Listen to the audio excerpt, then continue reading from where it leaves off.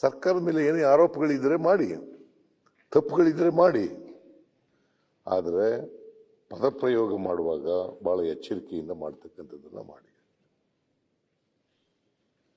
ಯಾರು ಕೂಡ ಪದಪ್ರಯೋಗವನ್ನು ಎಚ್ಚರ ತಪ್ಪಿ ಮಾಡಕ್ಕೆ ಹೋಗಬಾರ್ದು. ಅಶ್ವಥ್ ನಾರಾಯಣ್ಗೆ ಸ್ವಲ್ಪ ಗಂಟ್ಲು ಜಾಸ್ತಿ ಇದೆ, ನಮಗೂ ಮೊದಲೆಲ್ಲ ಇತ್ತು, ಈಗ ಕಡಿಮೆ ಆಗಿದೆ ಸ್ವಲ್ಪ.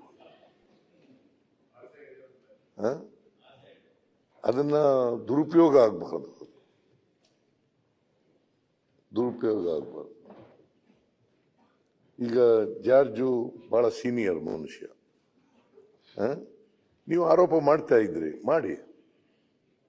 ಮಾಡಬೇಡಿ ಅಂತ ಹೇಳಲ್ಲ, ಆದರೆ ಏಕೋಚಿನದಲ್ಲಿ ಮಾತಾಡೋದು, ಅಸಮರ್ಥ ಅಂತ ಹೇಳೋದು, ಇವೆಲ್ಲ ಸರಿಯಾದ ಪದಗಳಲ್ಲ.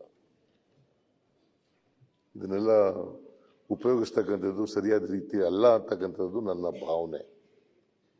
ಅದರಿಂದ ಇನ್ನು ಮುಂದೆ ಇದು ಮಾದರಿಯಾಗಬೇಕು, ನಮ್ಮ ಅಸೆಂಬ್ಲಿ ಬೇರೆಯವರಿಗೆ ಮಾದರಿಯಾಗೋ ರೀತಿಯಲ್ಲಿ ನಡ್ಕೊಳ್ತಕ್ಕಂಥದ್ದನ್ನು ಎಲ್ಲರೂ ಮಾಡೋಣ. ಅದಕ್ಕೋಸ್ಕರ ಆತ್ಮಾವಲೋಕನ ಮಾಡ್ಕೋಣ. ಅದಕ್ಕೆ ಅಧ್ಯಕ್ಷರು ಹೇಳಿದ್ರು, ಆತ್ಮಾವಲೋಕನ ಮಾಡ್ಕೊಳ್ಳೋಣ.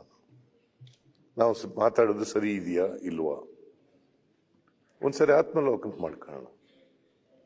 ಈಗ ನಿನ್ನೆ ಅಶೋಕ್ ಅವರು, ವಿರೋಧ ಪಕ್ಷದ ನಾಯಕರು, ನಮ್ಮ ಸರ್ಕಾರದ ಮೇಲೆ ಅನೇಕ ಪದಗಳನ್ನ ಉಪಯೋಗಿಸಿದ್ರು. ಎಲ್ಲೂ ಕೂಡ ಅನ್ಪಾರ್ಲಿಮೆಂಟರಿ ಉಪಯೋಗಿಸ್ತಕ್ಕಂಥ ಕೆಲಸ ಮಾಡಕ್ಕೆ ಹೋಗಲಿಲ್ಲ. ನಾನು ಅದಕ್ಕೆ ಕೂತ್ಕೊಂಡು ಕೇಳಿದೆ ಕೊನೆಯವರೆಗೂ ಕೂಡ ಭಾಷಣ.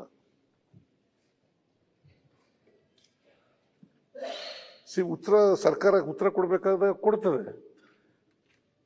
ಯಾವುದನ್ನು ರಿಬಟ್ ಮಾಡಬೇಕು, ಯಾವುದನ್ನ ಒಪ್ಕೋಬೇಕು, ಯಾವುದನ್ನು ಒಪ್ಕೋಬಾರದು, ಮತ್ತೆ ಸತ್ಯ ಏನು ಅಂತಕ್ಕಂಥದ್ದು ಹೇಳ್ತಕ್ಕಂಥ ಕೆಲಸ ಮಾಡ್ತಕ್ಕಂಥದ್ದೇ ಸರ್ಕಾರ. ಸರ್ಕಾರದ ತಪ್ಪುಗಳನ್ನು ಹೇಳ್ತಕ್ಕಂಥದ್ದು ನೀವೇ ಇಲ್ಲ. ಅದನ್ನು ಹೇಳುವಾಗ ಎಚ್ಚರಿಕೆಯಿಂದ ಸಂಸದೀಯ ಪದಗಳನ್ನು ಬಳಸಿ ಹೇಳ್ತಕ್ಕಂಥ ಕೆಲಸವನ್ನು ಮಾಡಬೇಕು ಅಂತಕ್ಕಂಥದ್ದು ನನ್ನ ಮನವಿ. ಅದರಿಂದ ಎಲ್ಲ ಸದಸ್ಯರು ಕೂಡ, ಈ ಕಡೆಯವರು ಆ ಕಡೆ ಎಲ್ಲ ಸದಸ್ಯರು ಕೂಡ ಸಂಯಮ ಕಳ್ಕೊಳಕೂಡದು. ಸಂಯಮನ ಯಾವುದೇ ಕಾರಣಕ್ಕೋಸ್ಕರ ಕಳ್ಕೊಳಕೂಡದು.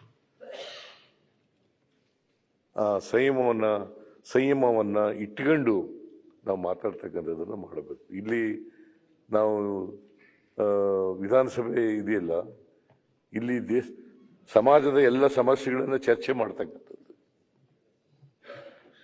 ಹೊಸ ಸಮಾಜವನ್ನು ನಿರ್ಮಾಣ ಮಾಡಲಿಕ್ಕೋಸ್ಕರ ಏನು ಮಾಡಬೇಕು ಅಂತ ಯೋಚನೆ ಮಾಡಬೇಕಾಗಿರ್ತಕ್ಕಂಥದ್ದು.